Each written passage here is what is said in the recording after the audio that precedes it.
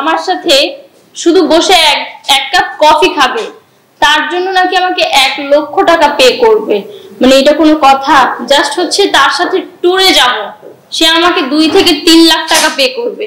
ও মাই god, এগুলো শুনলে কার না মাথা খারাপ হয়ে যায়।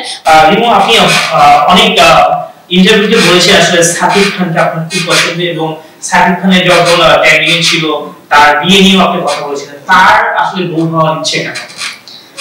আসলে হচ্ছে শাকিব খান হচ্ছে আমাদের দেশের 1 নাম্বার হিরো। আমার মনে হয় না যে তারপরে আর কোনো সুপারস্টার আসবে, বা আগেও ছিল আমার মনে হয় না, কারণ শাকিব খান আমার এত পছন্দের বলার বাহিরে।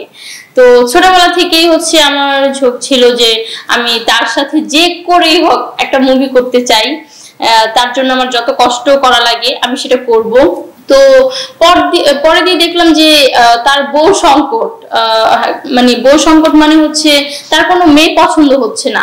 তো আমি এই মুহূর্তে ভাবলাম যে যেহেতু বাংলাদেশে একটাও সুন্দর মেয়ে নেই, থাকলে তো অবশ্যই বিয়ে করতো। তো আমি যেহেতু দেখতে শুনতে মাশাআল্লাহ আছি মোটামুটি, তো আমি কেন না শাকিব খানের জন্য নিজেকে রেডি করব না। তো তাই আমি সবাইকে বলেছিলাম, তারপর সবাই এটাকে অ্যাকসেপ্টও করে নিয়েছে, কারণ সবাই আমাকে খুব পছন্দ করেছে। আমার আর শাকিব খানের হচ্ছে মুভিও চেয়েছে, ইভেন হচ্ছে অনেকে তো এটাও বলছে যে আপনাদের জুটি হচ্ছে অনেক মানাবে। আমি শাকিব হিরোকে বলবো যে আপুকে নিয়ে যাতে একটা মুভি বানায়। তো এই যে ব্যাপারগুলো না, এই ব্যাপারগুলো থেকে হচ্ছে একটা ঝোঁক চলে আসছে, যার কারণে হচ্ছে আমার এই কথাগুলো বলা। আপনি নিজেকে সুন্দর দাবি করেন কেন?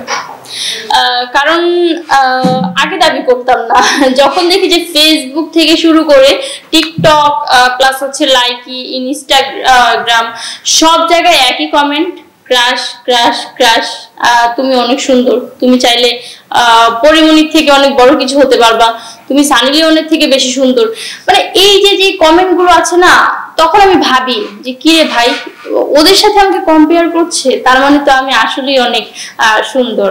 আর দেখলাম যে এখন আমার থেকে বাংলাদেশে ওইরকম আকর্ষণীয় নায়িকা নেই দেখতে, যেগুলো থাকে ওইগুলোর হয় কি যে পেট মোটা, কেউ আবার মুখ বেঁকা, নাক দিয়ে পানি পড়ে।